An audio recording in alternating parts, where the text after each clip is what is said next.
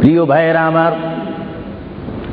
আমার সুনির্দিষ্ট একটি বিষয়বস্তু রয়েছে, যা আপনারা যিনি ঘোষণা দিয়েছেন জনাব আফরোজ চৌধুরীর মুখে আপনারা শুনতে পেরেছেন। বিশেষ করে সভাপতি সৈয়দ মুস্তাক সাহেব বলেছেন, আমার একটি বিষয় রয়েছে, যে বিষয়টি পোস্টারের মধ্যে লিখে দেওয়া হয়েছিল, কবর ও হাসর। আপনাদেরকে একটি প্রশ্ন করতে চাই, সাথে সাথে আপনারা আওয়াজ দিয়ে বলবেন, আপনারা এই মুহূর্তে কি কবরের মধ্যে রয়েছেন, না হাসরের মধ্যে রয়েছেন, না দুনিয়ার মধ্যে রয়েছেন? আওয়াজ দিয়ে বলেন, আর একটু সাউন্ড দিয়ে বলেন, কোথায় রয়েছেন? দুনিয়ার মধ্যে যখন রয়েছেন, দুনিয়ার থেকে আপনারা কি সব সময় থাকবেন না চলে যাবেন? আওয়াজটা বোঝা যায়, অনেক ইচ্ছা করে থেকে যাবেন। আওয়াজটা দিবেন তো। বিষয়বস্তুর উপরে ওয়াজ করা বড় কঠিন। আমার সামনে তেমন কোন কোরআনুল কারীম আমার সামনে নেই। ছোট্ট দুইখানা পুস্তিকা নিয়ে আমি এখানে এসেছি। যদিও ছোট একখানা কিতাব হয়েছে, আমার লিখিত কিতাব মাকামে হাবিব সাল্লাল্লাহু আলাইহি ওয়াসাল্লাম। আরেকখানা কিতাব আমি এখানে এনেছি, তারিখে হাবিবিল্লাহ। এই দুটি কিতাব হচ্ছে আজকে আমার সাথে। আপনাদেরকে আবারও প্রশ্ন করি, আপনারা কি দুনিয়ায় থেকে যাবেন না চলে যাবেন? আপনারা কি ইচ্ছা করে চলে যাবেন, না আল্লাহ আপনাদেরকে নিয়ে যাবেন?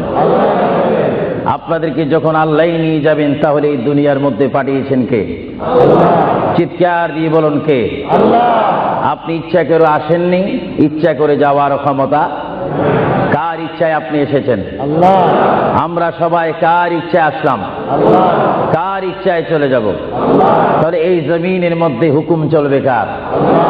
চিৎকার দিয়ে বলেন, হুকুম চলবে কার? আল্লাহ। আমরা আল্লাহকে মানতে চাই কি চাই না? আগে আমাদের শপথ অনুষ্ঠান হোক, আমাদেরকে আল্লাহ যেমন পাঠিয়েছেন তেমন তিনি আমাদেরকে দুনিয়ার থেকে নিয়ে যাবেন। আর এই যে সামান্যতম আমাদের জীবন রয়েছে, 60, 70, 80, 90 বছর, এই জীবনের মধ্যে আমরা কোন পথে চলব, কোন রাস্তার মধ্যে চলব, সেই পথ, সেই মত, সে অবস্থান আমাদেরকে দিয়েছেন কে? আল্লাহ।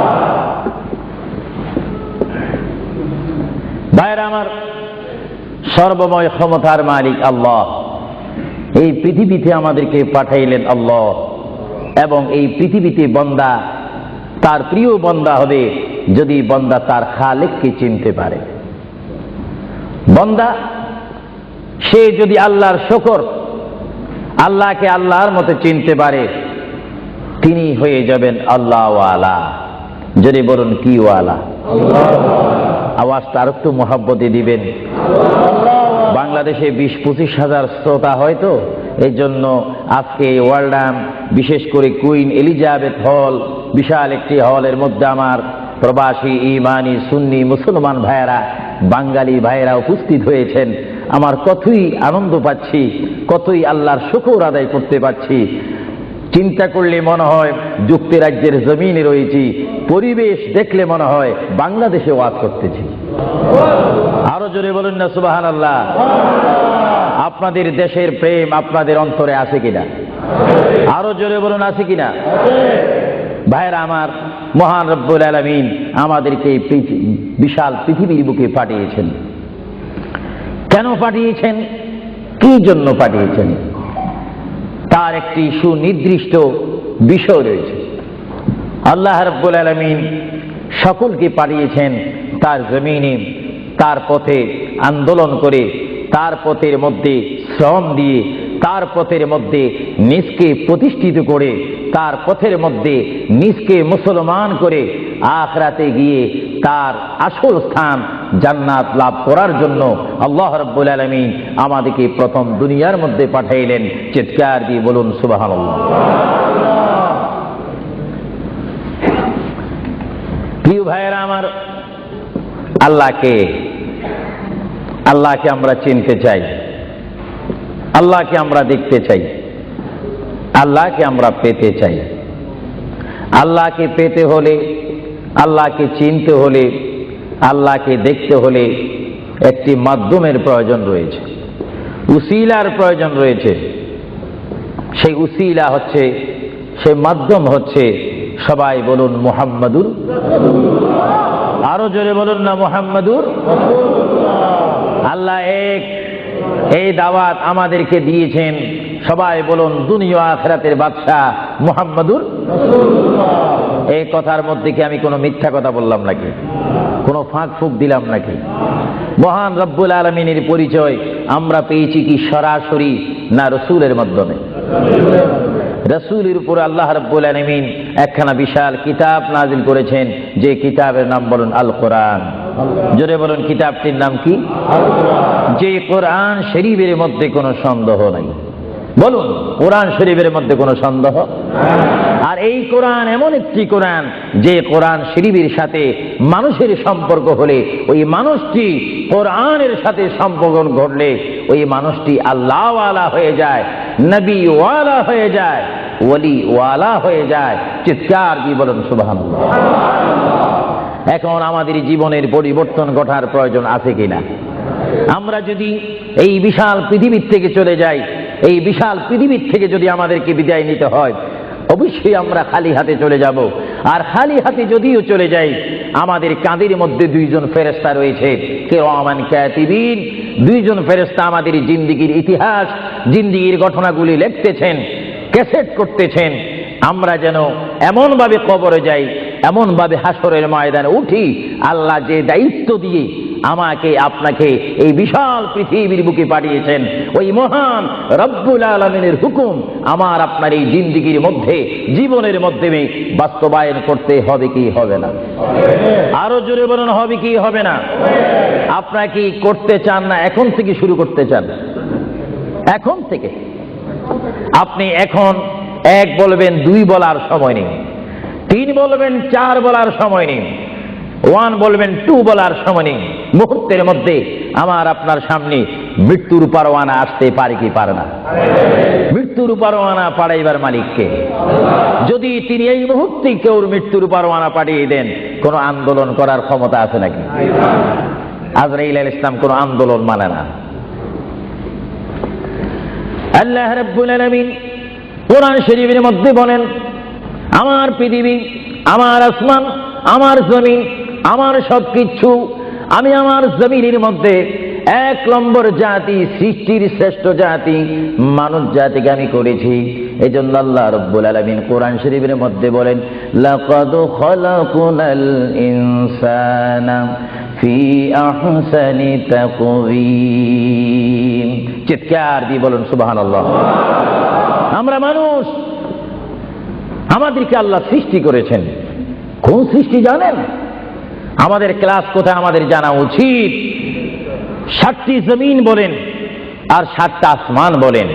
এই 7 আসমান এবং 7 জমিনের মধ্যে যত কিছু আল্লাহ সৃষ্টি করেছেন, তার মাধ্যমে সুন্দর করে, উচ্চ করে, পজিশন দিয়ে এক নম্বর সৃষ্টি করেছেন ইনসান জাতিকে। চিৎকার দিয়ে বলুন সুবহানাল্লাহ। সেই ইনসান আমরা, সেই মানুষ আমরা, কিয়ামত পর্যন্ত যদি সিজদার মধ্যে পড়ে থাকি, আল্লাহর শুকর শেষ করা কি আমাদের পক্ষে সম্ভব হবে? আরো জোরে বলুন সম্ভব হবে?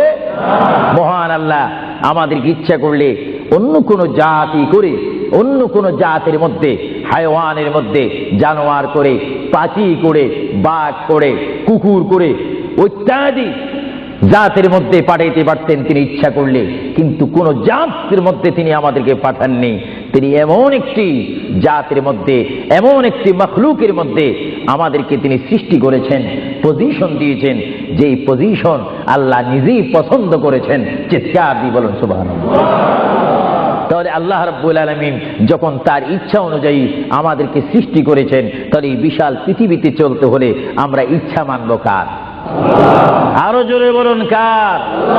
যদি আল্লাহর ইচ্ছা যদি কেউ না মানে, আল্লাহ কি তার উপরে খুশি হবে না বেজার হবে?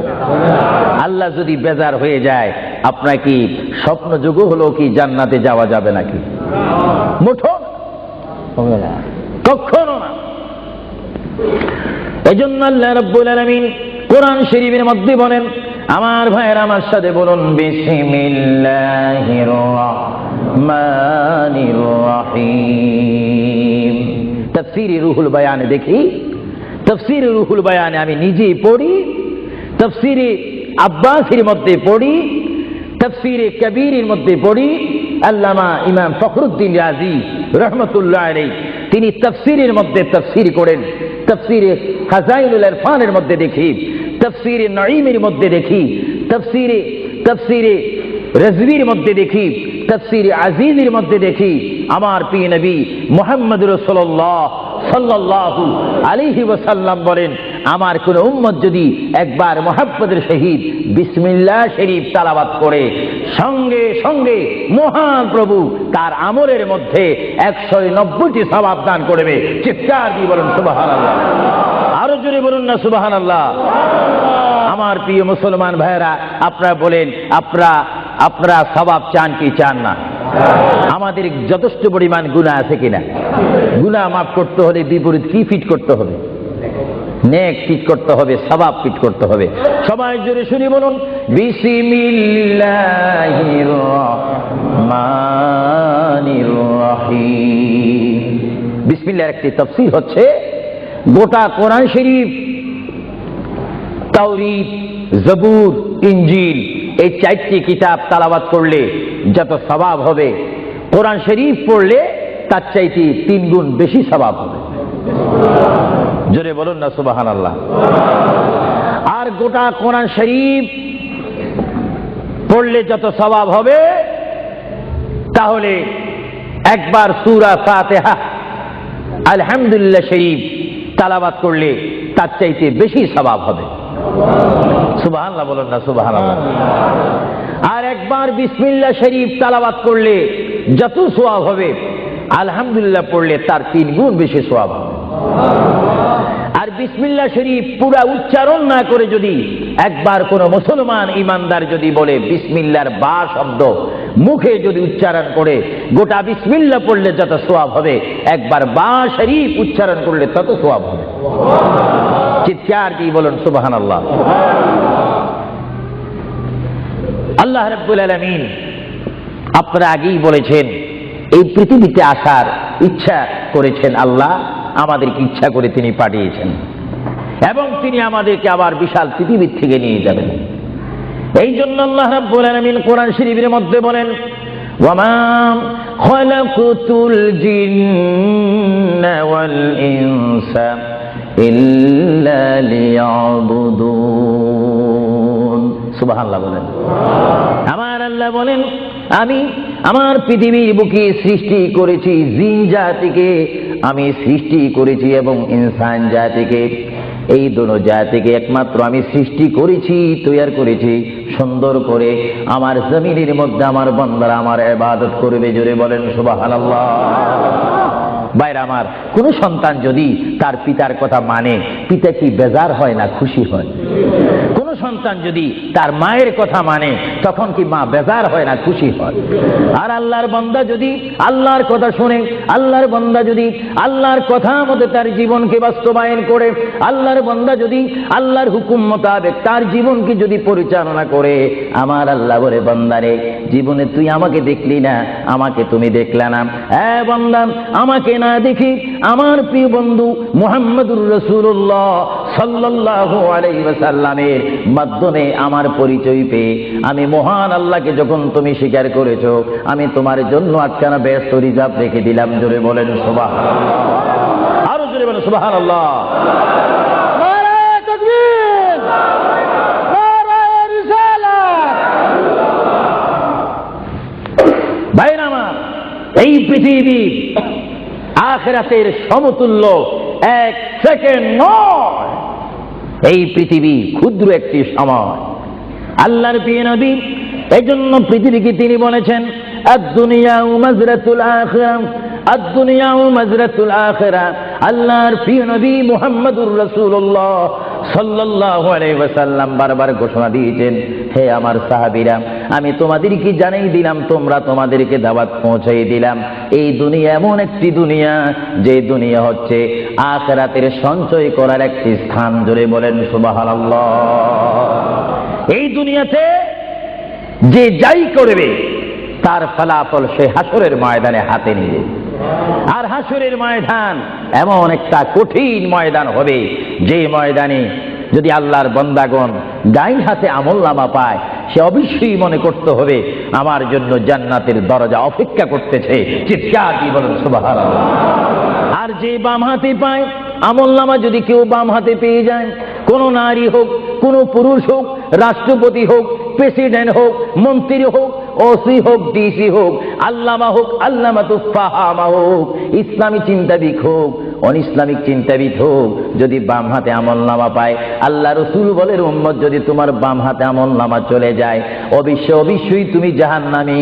আর যদি ডান হাতে তোমার আমলনামা পেয়ে যাও, তুমি অবশ্যই মনে করবে তুমি জান্নাতি। জোরে বলেন সুবহানাল্লাহ। আমি হাউসকে আমি প্রশ্ন করতে চাই, শ্রোতা ভাইদেরকে প্রশ্ন করতে চাই, আপনারা বলুন, আপনারা কি বাম হাতে আমলনামা চান না ডান হাতে? একটু ডান হাতটা কি আপনারা তুলবেন না? সবাই একটু হাত তুলে বলুন, ডান হাতে আমলনামা চাই কি চাই না? ডান হাতে আমাদেরকে আমলনামা দেওয়ার মালিককে? আরো জোরে বলুন, মালিককে। আর এই ডান হাতে আমলনামা যদি নিতে চাই, জান্নাতের সার্টিফিকেট যদি নিতে চাই, তাহলে এই ডান হাতে আমলনামা পেতে হলে এই জমিনে আল্লাহর হুকুম মানতে হবে। চিৎকার দিয়ে বলুন সুবহানাল্লাহ।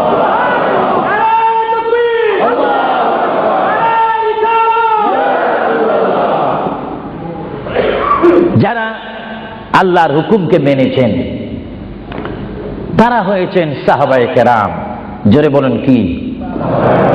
আপনাদের সকলের অন্তরে, সকলের দিলে, সকলের মনে সাহাবায়ে কেরামের ভালোবাসা আছে কিনা? এইদিকে একটু আওয়াজটা কম কেন হলো? আশ্চর্য হয়ে গেল। জবাব দেন, সাহাবায়ে কেরামের ভালোবাসা আছে কিনা? তাদের সাথে কোনো সম্পত্তি নিয়ে কোনো ঝগড়া আছে কিনা? তাহলে একটু জবাব দিবেন।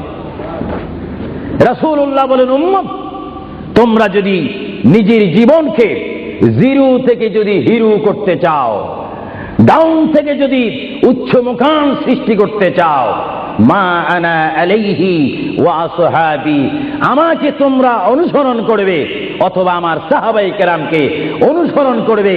আমার প্রতিটি সাহাবায়ে কেরামের চরিত্রের মধ্যে রয়েছে তোমাদের জান্নাতে যাওয়ার গ্যারান্টি। চিৎকার দিয়ে বলেন সুবহানাল্লাহ। আমরা সাহাবায়ে কেরামের ভালোবাসা চাই কি চাই না? আরো জোরে বলেন, চাই কি চাই না? সাহাবায়ে কেরাম কি করে তারা সাহাবী হয়েছেন? কি করে তারা আল্লাহর হাবিবের শ্রেষ্ঠ বন্ধু হয়েছেন? এটা আমাদের জানার বিষয় রয়েছে। প্রিয় ভাইয়েরা আমার, সাহাবী বলা হয় তাদেরকে যারা রসুল মেনেছেন, সাহাবী বলা হয় তাদেরকে যারা রসুল বুঝেছেন, সাহাবায়ে কেরাম বলা হয় তাদেরকে যারা রসুল পেয়েছেন, পাওয়ার পরে যারা মানার মতো মেনেছেন, তাদেরকে বলা হচ্ছে সাহাবায়ে কেরাম। চিৎকার দিয়ে বলুন সুবহানাল্লাহ।